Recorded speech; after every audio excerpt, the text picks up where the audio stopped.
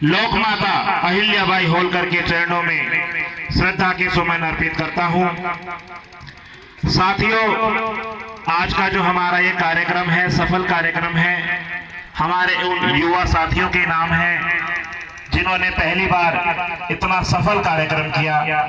मैं तो ये मानना चाहता हूं कि जब कोई अपने क्षेत्र में जिला पंचायत प्रधान या विधायक का चुनाव लड़ता है तो शायद ही इतनी भीड़ इकट्ठी कर पाता है। तो मैं तो उन युवा साथियों में आने वाला विधायक और मुख्यमंत्री देख रहा हूं। एक बार जोरदार तालियां उन हमारे युवा साथियों के लिए बजाएं। बहुत बहुत धन्यवाद उन सभी का। और सबसे बड़ा धन्यवाद हमारी माता शक्ति का, जो कि कंधे से कंधा मिलाकर आज इस कासगंज की भूमि पर हमारे साथ हमारे सामने बैठी हैं। उन सब का भी बहुत बहुत हार्दिक हार्दिक धन्यवाद है। साथियों, सर्वप्रथम मैं आपको बताना चाहता हूं कि जो हमारे वंश में हमारे कुल में जिन्होंने जन्म लिया और जिनकी मुख्य धारा में हम लोग बहकर आज इकट्ठा हुए हैं, प्रातः स्मरणीय लोक माता अहिल्याबाई होलकर के बारे में कौन कौन जानता है? अपने हाथ खड़े करेंगे। चलिए थोड़ा सा परिचय दे देता हूं। वैसे तो आपने देखा होगा, यदि आपके गांव में कोई दलित समाज का घर है तो वहां पर बाबा साहब की मूर्ति उनके मुख्य द्वार पर हमेशा मिलती है। तो आने वाले उनके बच्चों, बुजुर्गों को, महिलाओं को सबको पता होता है कि बाबा साहब के बारे में क्या जानकारी है, सब पता होती है। दूसरा सवाल मेरा ये है कि आप लोगों के कितनों के घर में लोक माता अहिल्याबाई होलकर की फोटो है? हाथ खड़ा करेंगे। देखिए, अभाव तो हमारे घर से ही है। मैं निवेदन करना चाहूंगा अपने युवा साथियों से और इस कासगंज में जो भी सामाजिक कार्यकर्ता कार्य कर रहे हैं, सर्वप्रथम अपने बच्चों को, अपनी बेटियों को, अपनी घरवालियों को और आसपास की हर महिला को लोक माता अहिल्याबाई होलकर के बारे में जरूर बताएं। मैं छोटा सा उनका संक्षिप्त परिचय देता हूं। इस पूरे भारतवर्ष की, किसकी? पूरे भारतवर्ष की सबसे पहली हिंदू शासक महिला जिसने मुगलों पर और पेशवाओं पर अपना शासन किया था, ऐसी लोक माता अहिल्याबाई होलकर के लिए जोरदार तालियां बजाएंगे साथियों। कभी आपको इंदौर जाने का मौका मिले तो आपको गर्व होगा। आज जिस तरीके से यहाँ पर मंगल पांडे और न जाने किन किन पांडवों की मूर्तियों के बारे में मतलब उनका अभिषेक होता है, लोक माता अहिल्याबाई होलकर के नाम पर यूनिवर्सिटी है जहाँ पर बच्चे शिक्षा प्राप्त करते हैं। यूनिवर्सिटी है ना, जैसे यहाँ पर कौन सी यूनिवर्सिटी लगती है? यहाँ पर आगरा यूनिवर्सिटी है, वहां पर लोक माता अहिल्याबाई होलकर यूनिवर्सिटी है। वहां पर लोक माता अहिल्याबाई होलकर एयरपोर्ट है। उनके नाम से कई इंजीनियरिंग कॉलेज है साथियों। ऐसा क्यों है? क्योंकि वहां पर हमारे समाज में एकता है। वहां पे घर घर जन जागरण है। हर बेटी को पता है कि मेरे को मातेश्वरी जैसा बनना है। किसी ने काशी विश्वनाथ मंदिर के बारे में सुना है? काशी विश्वनाथ का मंदिर वो है जब आपके घर में ब्राह्मण आकर कहता है, सभी देवी देवताओं के नारे लगाता और कहता है बोलो काशी विश्वनाथ की जय। तो वही काशी विश्वनाथ का मंदिर, अगर आप वहां चले जाएं और कभी जाने का मौका मिले आपको, मैं गया, मुझे बड़ा गर्व था। सोमपाल जी भी थे, कई सारे लोग थे। पहली बार आप लोगों ने देखा, क्या आपने देखा है कि किसी भगवान के साथ किसी मनुष्य की फोटो हो सकती है? हो सकती है क्या? नहीं होती।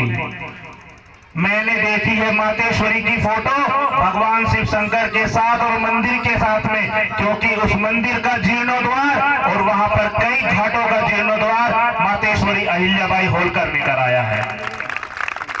हमारे लिए पूजनीय है। हमारे घर में उनकी फोटो होनी चाहिए। आज जमाना बदल गया है। लॉकडाउन के बाद तो जमाना और शिक्षा दोनों बदल गई है। पहले स्कूल में जाके पढ़ते थे, अब मोबाइल पे पढ़ने लगे हैं। अच्छी बात है, जमाना बदल रहा है, देश बदल रहा है, लेकिन उसको इतना भी ना बदलना कि आप गलत दिशा में डायरेक्शन हो जाए। क्योंकि मेरे युवा साथियों, मेरी छोटी बहनों और भाइयों, YouTube एक अच्छी चीज तो है ही, 99% गलत चीज भी है। तो उस गलत चीज पर ना जाकर आपको शिक्षा के क्षेत्र में ही एक से एक टीचर आपको YouTube पे मिलेगा। झोला छाप जो गांव देहातों में टीचर पढ़ाते हैं, उनसे लाख गुना अच्छे teacher, doctor, PhD holder, IAS PCS वाले टीचर आपको फ्री में पढ़ाते मिलेंगे। आपको इतना ज्ञान मिलेगा कि आपको सोते सोते सपने में कुछ बात अगर याद आती है तो आप डालो YouTube पे, आप YouTube पे डालो, उसका आपको रिजल्ट तुरंत मिलेगा। आजकल तो हमारे बड़े बुजुर्ग जो मोबाइल चलाना नहीं जानते थे, इतना परिवर्तन आ गया है कि उनके पास भी स्क्रीन टच मोबाइल है। रामायण सुनते हैं, महाभारत सुनते हैं, कुछ भी सुनते हैं। लेकिन परिवर्तन धीरे धीरे धीरे धीरे समाज में आ रहा है, और ये परिवर्तन ही है कि यहाँ पर हजारों की संख्या में मेरे भाई और बहन बैठे हैं।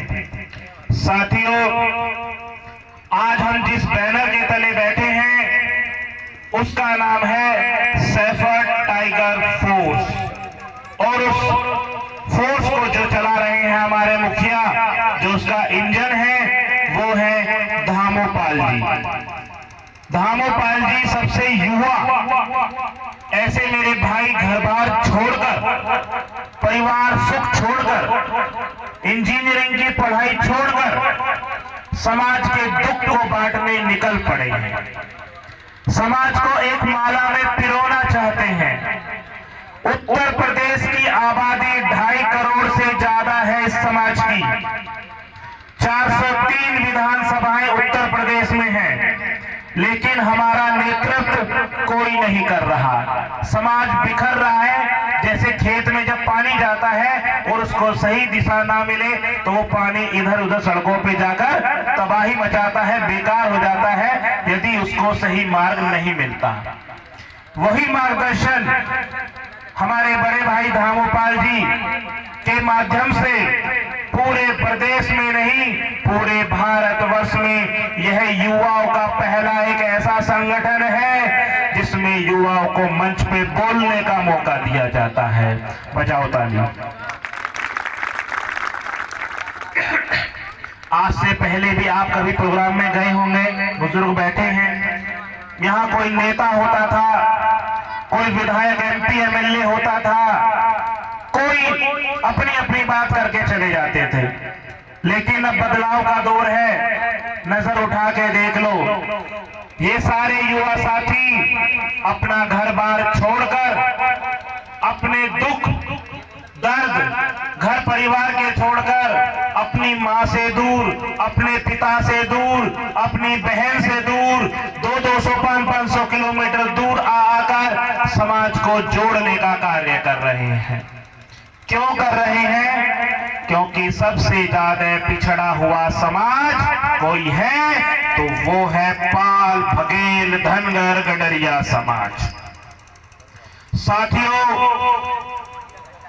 हमारा पूरे उत्तर प्रदेश में कोई नेतृत्व करने वाला नहीं है, और जिस समाज में कोई नेतृत्व करने वाला व्यक्ति नहीं होता तो वो समाज बिखरा हुआ होता है। जैसे कि झाड़ू की एक एक सीख को इधर उधर बिखेरी पड़ी हो तो उसका कोई महत्व नहीं होता।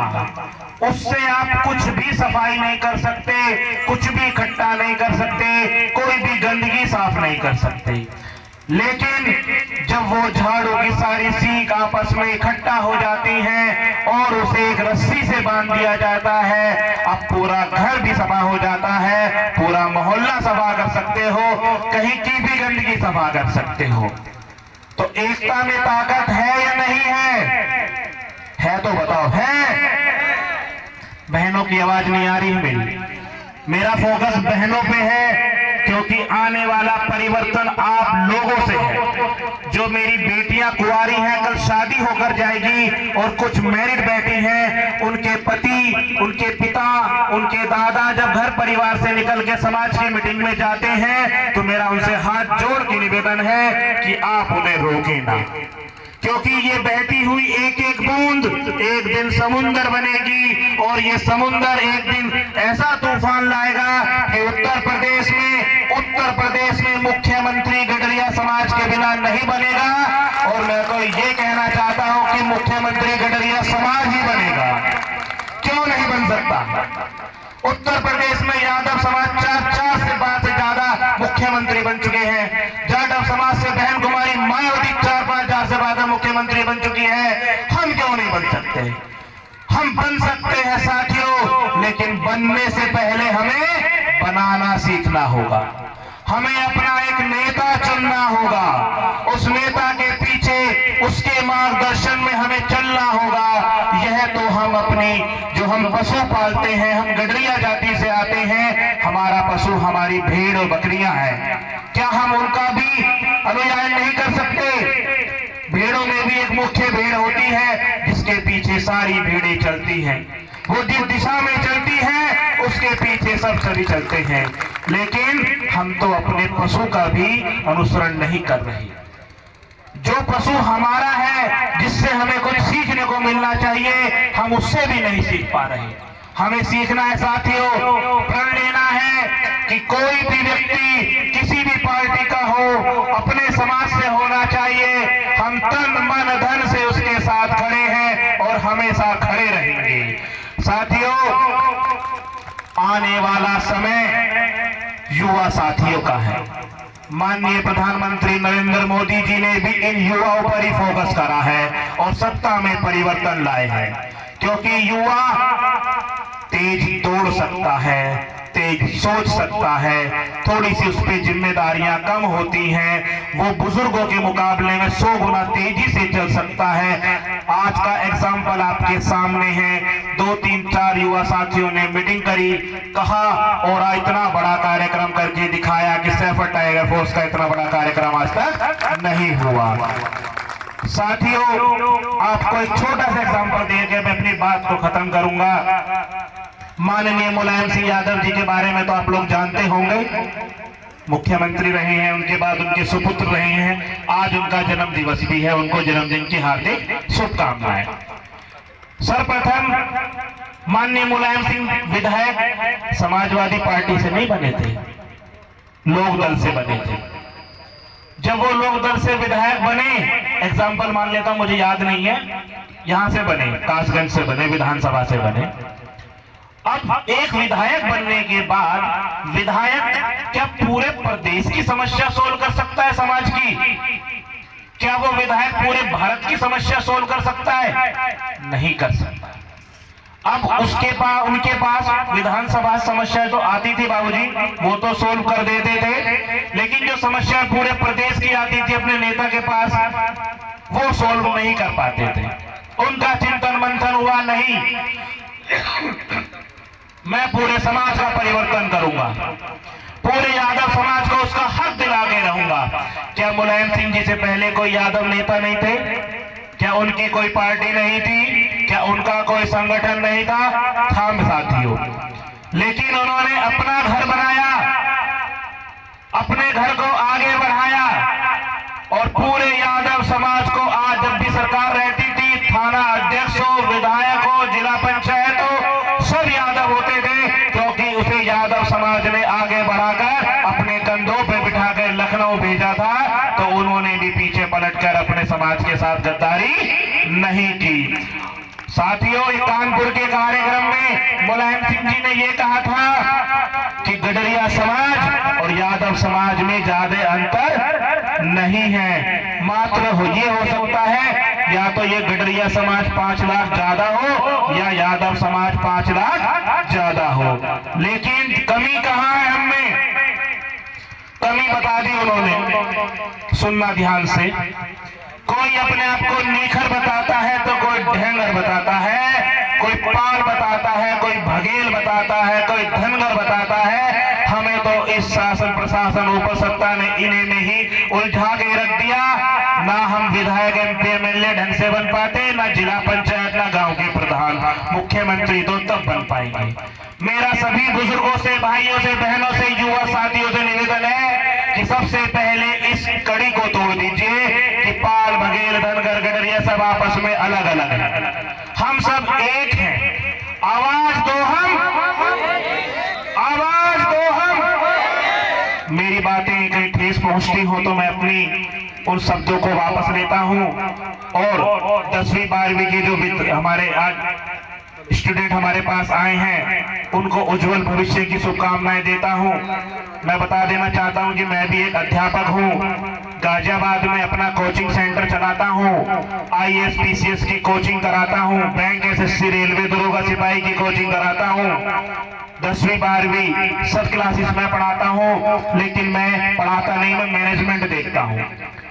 पहले पढ़ाता था। मैं अपने उन युवा साथियों से कहना चाहता हूं जो IAS बनना चाहते हैं, PCS बनना चाहते हैं, CA बनना चाहते हैं, CS बनना चाहते हैं, या 10वीं 12वीं के बाद उनका भविष्य क्या हो वो इस बात से लेके कंफ्यूजन हो, तो वो मेरा फोन नंबर लिख सकते हैं, ले सकते हैं। कभी भी मुझे फोन करके अपनी समस्या बता सकते हैं। यदि किसी बच्चे को पढ़ाई में, लिखाई में कहीं कोई दिक्कत आ रही हो तो मैं उसके साथ और ये संगठन पूरा उसके साथ कंधे से कंधा मिलाकर उसकी एजुकेशन और शिक्षा को पूरा करने का कार्य करेगा।